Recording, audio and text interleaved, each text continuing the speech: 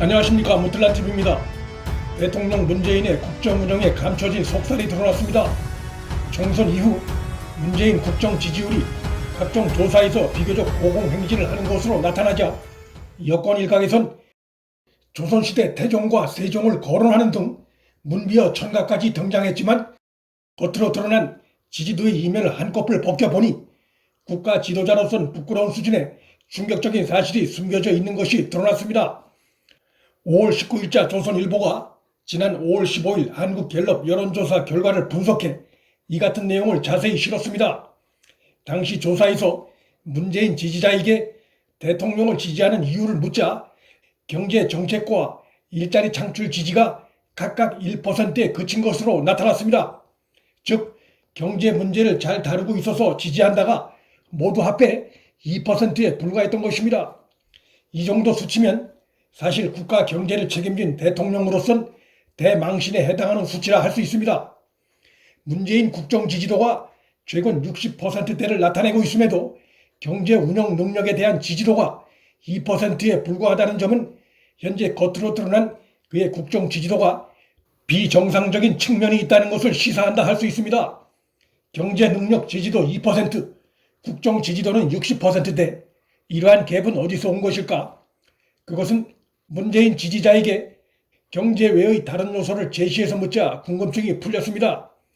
어떤 점에서 대통령이 잘하고 있나라고 지지율을 묻자 코로나19 대처가 49%로 절반을 차지했습니다. 코로나19 덕을 똑똑히 보고 있는 것이 다시 한번 확인된 것입니다. 그리고 모르겠다라는 응답이 무려 9%로 그 다음 순위를 차지했습니다. 코로나19 대처와 모르겠다는 것이 문재인 지지하는 이유의 대부분을 차지하고 있는 것입니다. 이러한 조사 결과는 문재인 지지자들이 코로나 외에는 문재인을 지지할 국정 소재를 찾지 못하고 있다는 의미와도 통하는 것이고, 이것은 또한 코로나 이후 한국 경제에 닥쳐오고 있는 위기 대처 전망에 대해 확신을 갖고 있지 못하다는 것을 시사하는 것이라 할 수 있습니다. 문재인의 경제 운영 면에서의 충격적인 낮은 평가를 보여주는 정황들은 이외에도 더 발견됩니다. 현 정부 들어 갤럽이 매주 140차례 실시한 조사에서도 대통령을 지지하는 이유가 경제 정책이라는 응답이 한 명도 없거나 1 내지 2%에 불과한 경우가 무려 129번에 달했습니다. 일자리 창출이라는 응답도 0에서 2%에 그친 적이 113번이었습니다.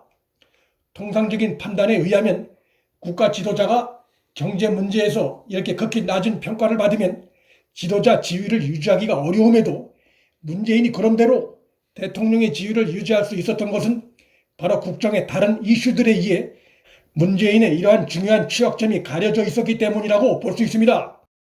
구체적인 예로 이번 분석 기사를 낸 조선일보는 정권 초반의 적폐청산 이슈에서부터 한일 갈등 이슈, 남북미 회담, 그리고 최근의 코로나19 사태 등까지 경제 외적인 이슈들이 이어지면서 문재인의 경제 실정에 대한 비판이 부각될 기회가 적었기 때문으로 지적하고 있습니다. 그간 치러진 선거를 봤을 때 이러한 분석은 상당히 설득력이 있다고 할 수 있습니다. 2017년 5월 대선은 탄핵 정국에서 실시됐고 2018년 6월 지방선거는 1차 싱가포르 북미 정상회담 하루 뒤에 치러졌습니다. 올해 4.15 총선 예상치 못했던 코로나 사태의 영향이 매우 컸습니다. 경제 이슈가 작동되기 어려운 여건 속에서 선거가 계속해 치러진 셈입니다.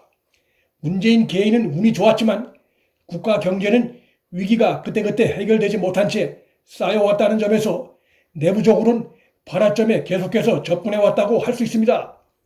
민주당 정권은 2차 추경이 있은 지 불과 얼마 지나지 않았음에도 벌써 국채 발행을 통한 3차 추경을 공공연히 거론하고 있습니다. 3차 추경은 이제까지 추경보다 규모가 클 것임도 예고되고 있어 성장률이 받쳐주지 않으면 국가 채무 비율은 45%가량까지 오를 것이며 이로 인한 국가 신용 등급이 하락할 것이라는 경고가 나오고 있습니다.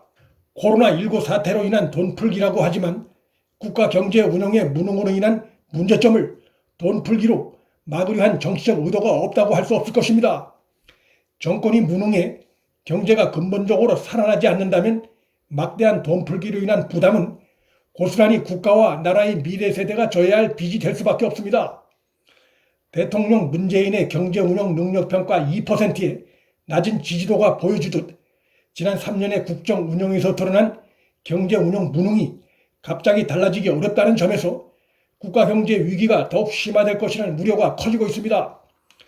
총선 전과 후가 다른 점은 이제 177석이란 거대 의석을 가진 문재인 정권은 자신들의 실정을 이제는 야당한테 책임을 돌릴 수가 없습니다.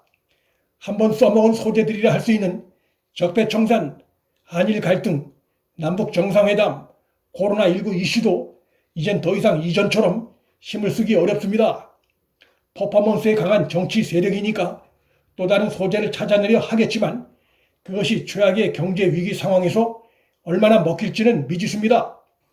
경제 외적인 소재들이 힘을 쓸 수 없게 됐을 때 문정권의 그간의 잘못과 경제 실정에 대한 국민의 냉정한 평가가 시작될 수밖에 없습니다.